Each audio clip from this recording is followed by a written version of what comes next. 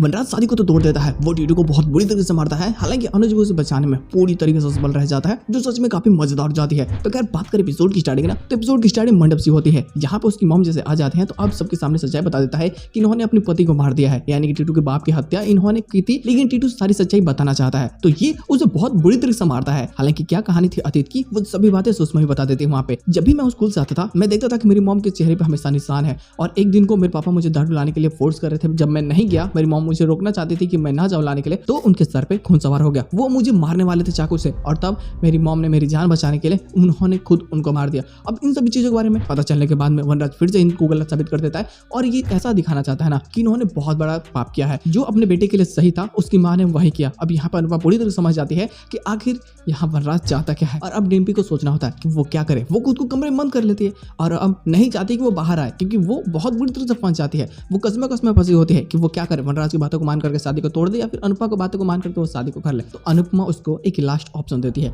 कि तुम्हें जो भी करना है वो खुद के सोच विचार से ही करना है। तुम्हें शादी करनी है तो बाहर आना ही होगा, अगर तुम्हें शादी नहीं भी करनी है तो भी बाहर आकर ही बताना होगा। और फाइनली लास्ट में वो आती है, हालांकि शादी भी होगा वनराज के न चाहने के बावजूद भी। लेकिन ये लड़ाई थोड़ी सी भाई अनुज वर्सेस वनराज की हो जाती है, जहाँ पे इन दोनों की भी लड़ाई होगी सिर्फ और सिर्फ टीटू और डिम्पी के लिए, जो सच में काफी मजेदार होगी। प्लॉट सिंपल सी होता है, एक्सपेंड करने की कोशिश की जाती है, बट थोड़े से और ज्यादा बातें करें तो ये बोरिंग हो जाएगी, क्योंकि इसमें एक्स्ट्रा प्लॉट नहीं होता। हालांकि इसके साथ में एपिसोड की एंडिंग कर जाती है, पर क्वेश्चन सेम यही होता है कि हाँ भाई, अब डिम्पी को जो फैसला लेना है वो डिम्पी को ही लेना है।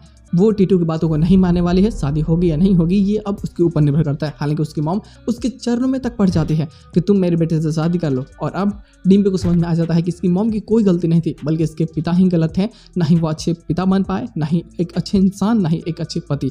तो जो हुआ उनके साथ में सही था। हालांकि इसकी माँ भी जो गलती इन्होंने किया, चाहे वो गुस्से में ही हो या फिर कह लो कि अपने बेटे को बचाने के लिए, वो था तो गलत ही ना। अब वहाँ पे तो इनको सजा मिल चुकी है, तो ये चाहती है कि अब एक नई शुरुआत करते हैं यहाँ चल कर के साथ में, जो सच में यार काफ़ी बेहतरीन होगी। लेकिन यहाँ से तो वनराज की पूरी तरह से एंड लगने वाली है। मजा आएगा। लोग देखते हैं लोग कहने वाले प्लॉट्स में और कैसे